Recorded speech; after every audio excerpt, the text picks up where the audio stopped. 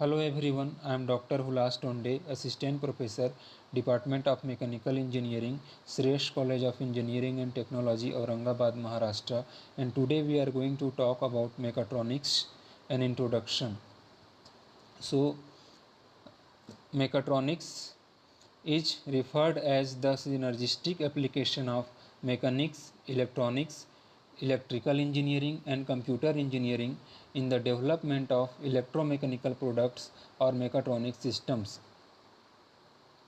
So mechatronics is a natural stage in the evolutionary process of modern engineering design. Mechatronics, the term coined in Japan in 1969.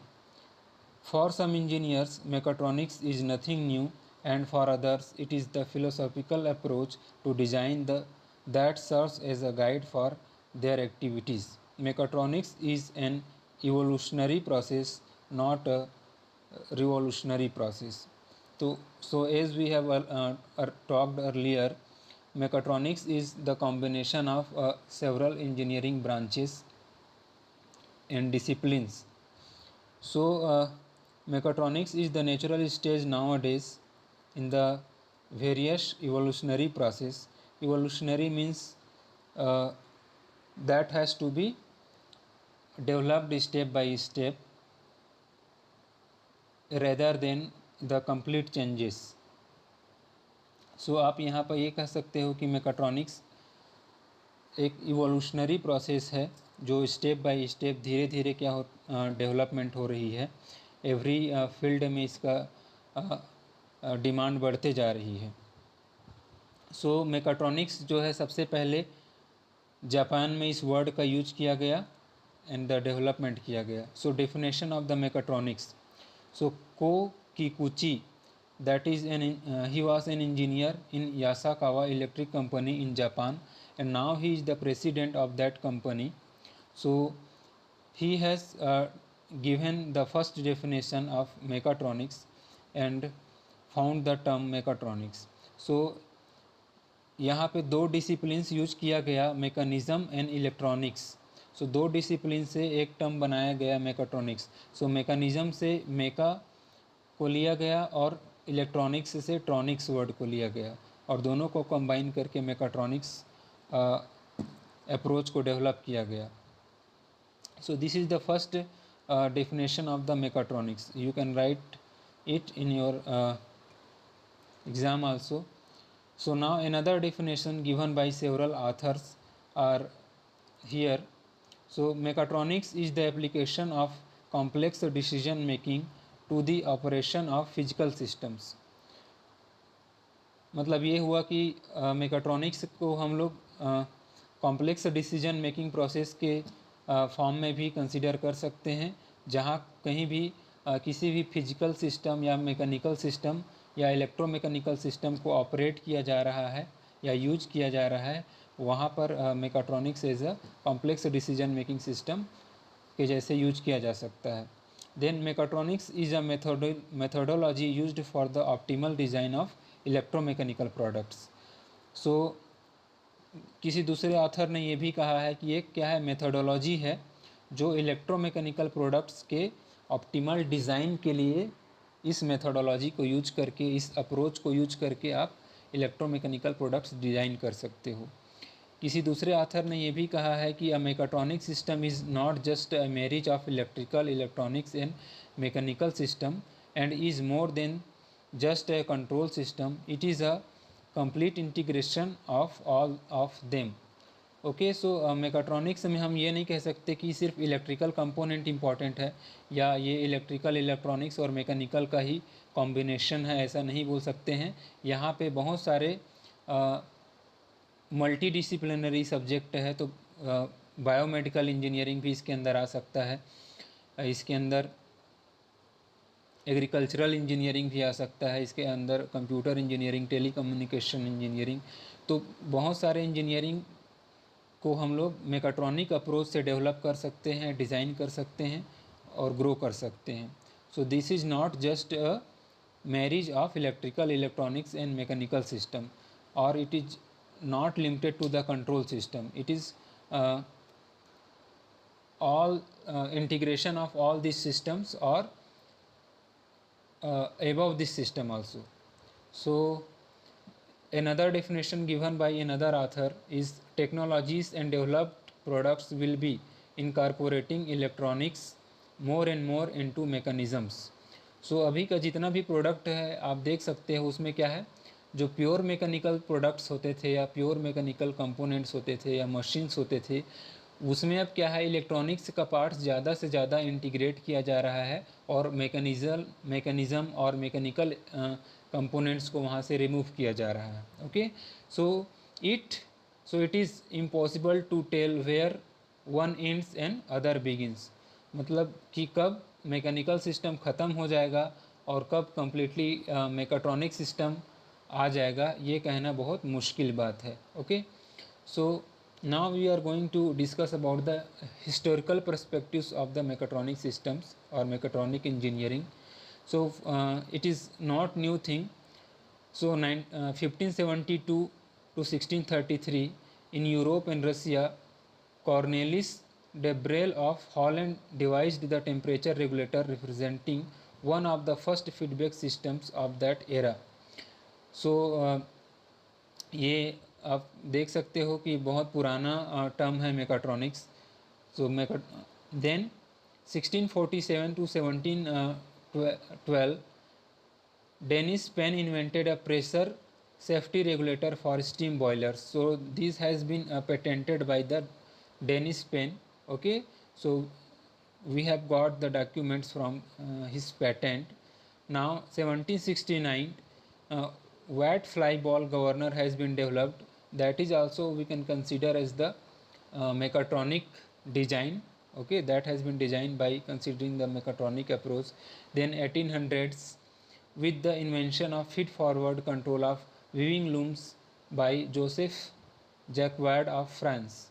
सो जो waving machine होता है उसमें feed forward control system का invention किया गया, उसको patent कराया गया. ठीक है, so that is also design which can be considered as the mechatronic design. Then 1940s, the Ford Motor Company has first used the automation process. Okay, so Ford Motor Company ने first automation processes use किया गया. सो वो भी mechatronic approach था, mechatronic engineering से related था, तो उसको भी हम लोग मेकाट्रॉनिक डिज़ाइन कंसिडर कर सकते हैं. ठीक है, then world war second, that is 1939 and 1945 was the era of inventions and developments in the field of mechatronic engineering and other field of engineering.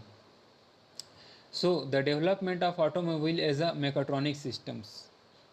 So बहुत सारे ऑटोमोबाइल्स है, उसमें उसको मेकाट्रॉनिक सिस्टम में कन्वर्ट करना कैसे स्टार्ट हुआ, वो 1960s में. So until the 1960s the radio was the only significant electronics in an automobile. So आप ये कह सकते हो कि किसी भी ऑटोमोबाइल था वो कम्प्लीटली मैकेनिकल सिस्टम था. 1960s पहले सिर्फ रेडियो ही एक ऐसा डिवाइस था जो इलेक्ट्रॉनिक डिवाइस था. Okay, then 1970s the electronic ignition system was one of the first mechatronic system. Means electronic ignition system जो इम्प्लीमेंट किया गया ऑटोमोबाइल फील्ड में.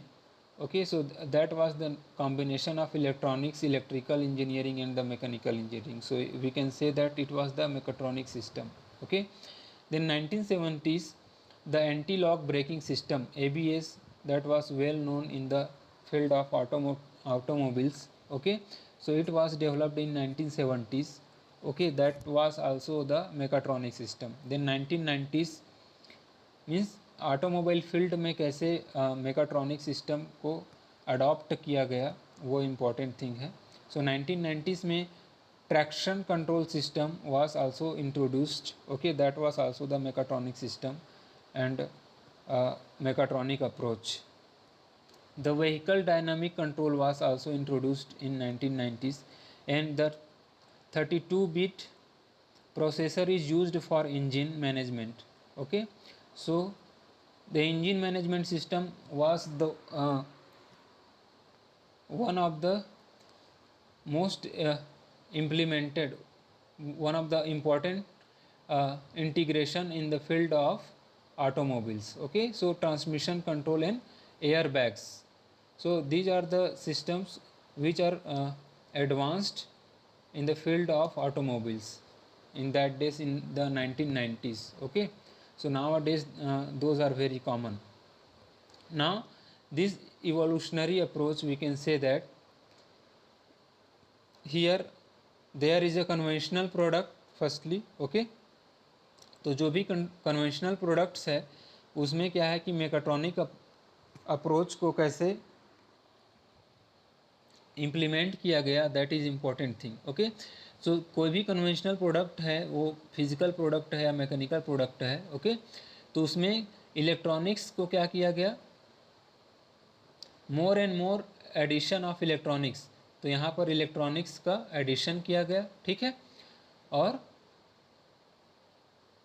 मैकेनिकल कंपोनेंट्स या मैकेनिज़म्स को क्या किया गया, पार्शियली रिमूव किया गया. Okay, so then the outcome was the mechatronic products. Okay, तो कन्वेंशनल प्रोडक्ट्स में एक इलेक्ट्रॉनिक्स का ज़्यादा पार्ट्स इन्वॉल्व किया गया, इंटीग्रेट किया गया, एडिशन किया गया, और उसमें से मैकेनिज़्म या वेरियस मैकेनिज़म्स और मैकेनिकल एलिमेंट्स को रिमूव किया गया, और उसके जगह पे that is the nothing but the replacement of mechanical components by the electronic components. Okay, then we got then the outcome was the mechatronic products or mechatronic systems. Okay, so this is the evolutionary approach adopted by considering the mechatronic systems. Okay,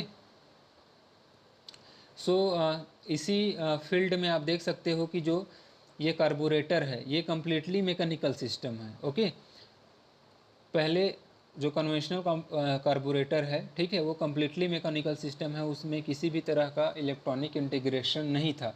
तो carburettor का काम जैसे है कि ये क्या है, air और फ्यूल मिक्सचर को क्या करता है, इंजन तक भेजता है. Okay, the purpose of carburettor is to mix the air and fuel and send it to the inlet valve of the engine.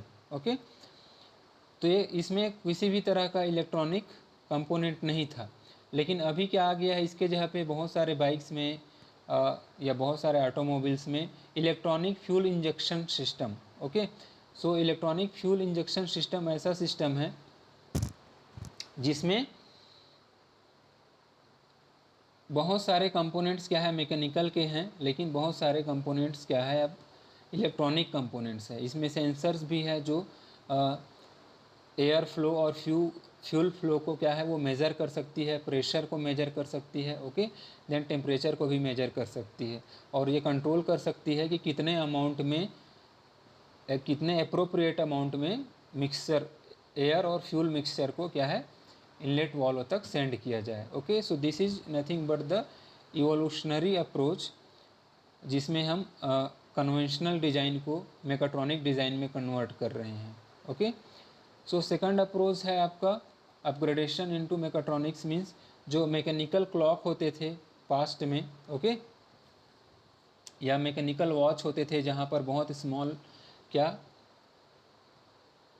Gears होते थे, ठीक है, मिनट हैंड्स, आवर हैंड और जो सेकंड हैंड है, ठीक है, ये सारे हैंड्स है वो क्या है गियर्स के थ्रू ही ऑपरेट होते थे. Okay, so there are very small components in this mechanical clock. Okay, which are very difficult to manufacture. Okay, so अब मैकेनिकल क्लॉक जो है उसमें इलेक्ट्रॉनिक इम्प्लीमेंटेशन किया गया.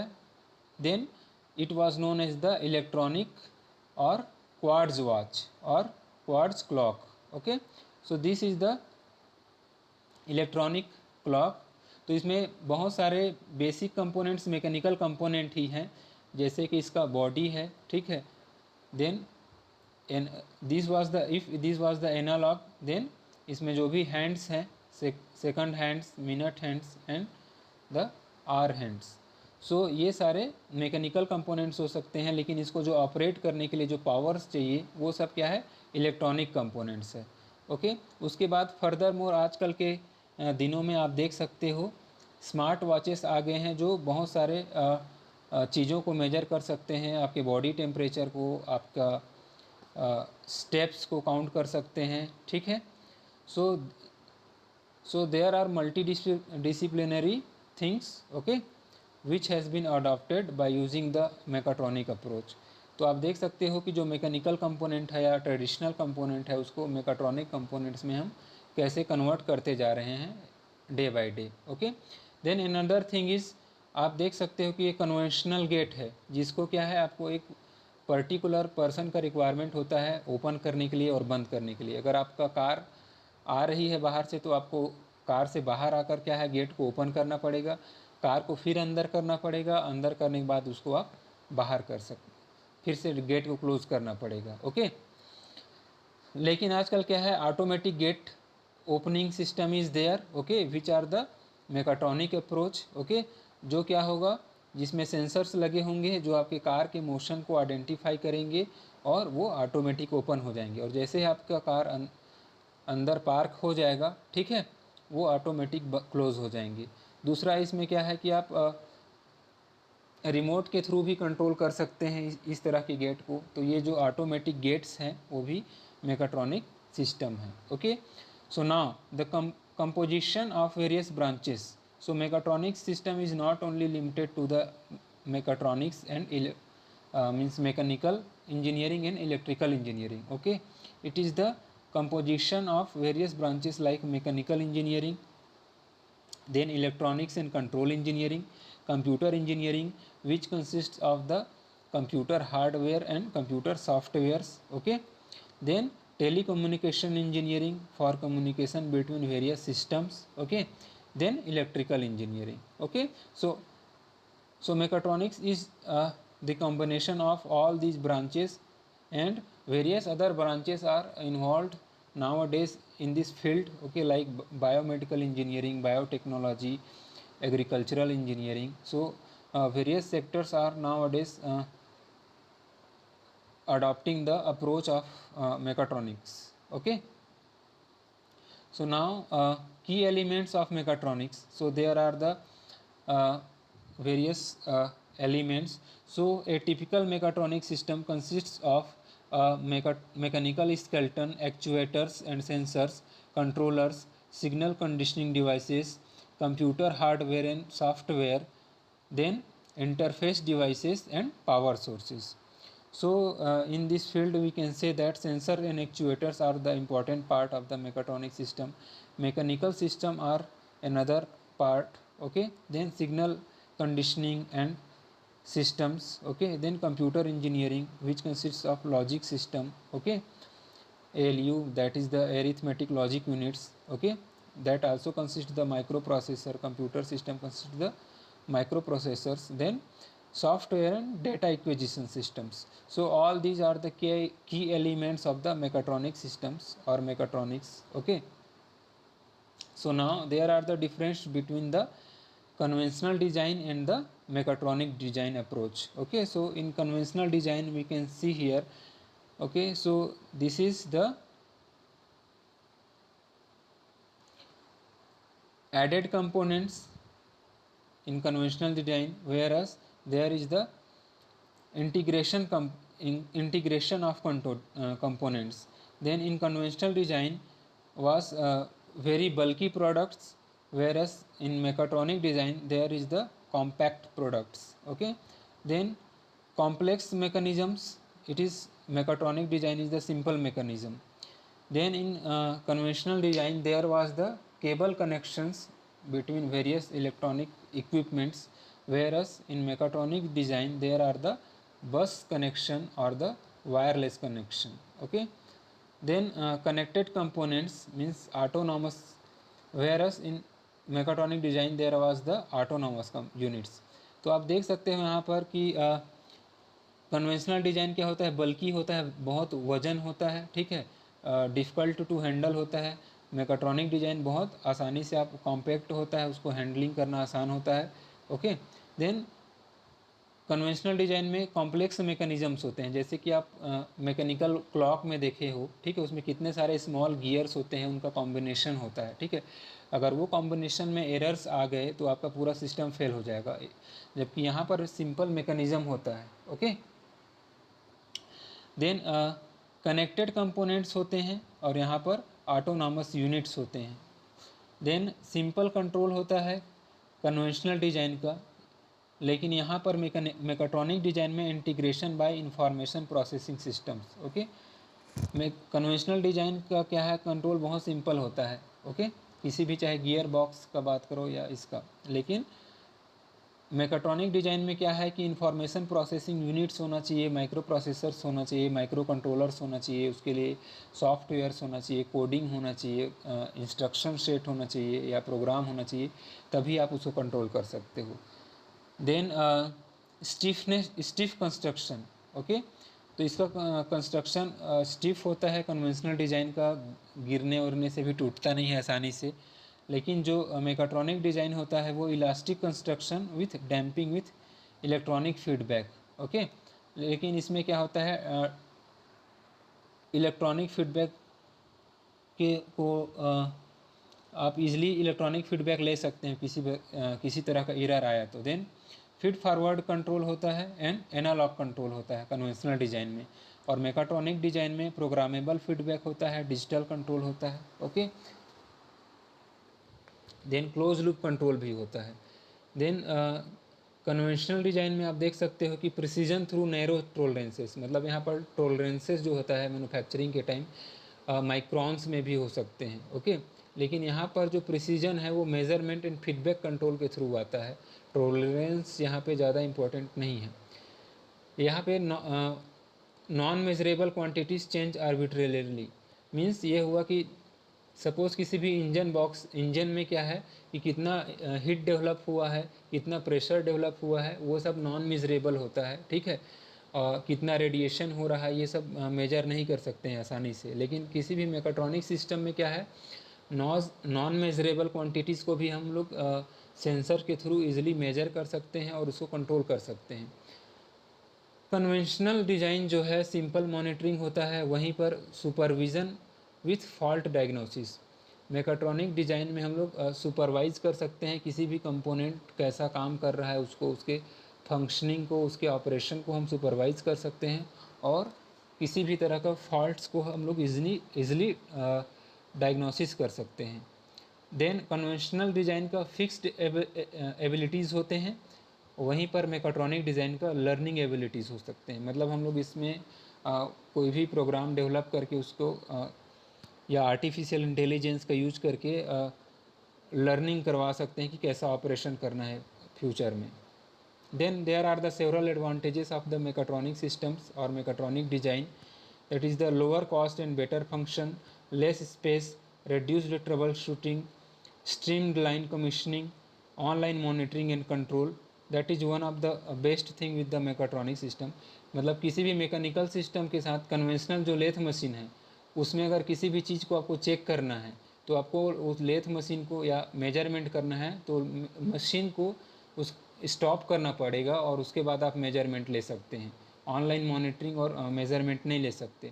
लेकिन किसी भी मेकाट्रॉनिक सिस्टम में सेंसर का यूज करके आप क्या है, मशीन अपना काम कर रहा है, उसके साथ साथ आप मेज़रमेंट भी कर सकते हो, मॉनिटरिंग भी कर सकते हो और कंट्रोल भी कर सकते हो। ओके, तो इससे आपका डाउन टाइम रिड्यूस हो जाता है। Then that is the reason maximized up time, मतलब अप टाइम बढ़ जाता है। ओके, देन प्रिवेंटिव मेंटेनेंस आप कर सकते हो, मतलब मेजर फेलियर होने से पहले आप मेंटेनेंस करके उसको अवॉइड कर सकते हैं फेलियर को। देन इंक्रीज्ड आउटपुट, डेफिनेटली आपका आउटपुट इंक्रीज हो जाएगा, प्रोसेसिंग टाइम रिड्यूस हो जाएगा, प्रोसेसिंग रेट इंक्रीज हो जाएगा। Okay, then easy data processing, तो किसी भी तरह के डेटा को आप इजीली रिकॉर्ड कर सकते हो। Then there are the several examples of the mechatronic system like household appliances, automobiles, aerospace and aeronautics, marine industries, mining sectors, automation and manufacturing industries, robotics. Okay, so here we can see automatic washing machine is there, beverage vending machine is there, then dishwasher is there, which are the examples of the household appliances. Okay, then shipbuildings, then marine industries is there, then ISS is there, International Space Station, which is the best example of this mechatronic system till date. Okay, then aerospace, automatic cars, okay, driverless cars. These are the concepts and the automatic machines in the mining industries. Okay, so these are the concepts adopted from the mechatronic design. So thank you so much. If you have any question, you can write a comment or WhatsApp me. Subscribe my channel, like and share. Thank you so much.